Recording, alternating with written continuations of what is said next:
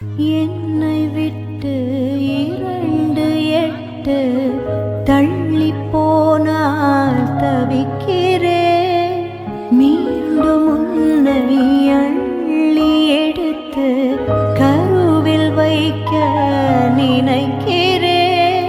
போகும் பாதை நீளம், கூரையாய் நீளவானம். செவர் மீது கிறுக்கிடும் போது ரவிவர்மன் நீ. பசி என்றால் தாயிடம் தேடும் மானிட மர்மம் நீ. நான் கொள்ளும் கர்வம் நீ.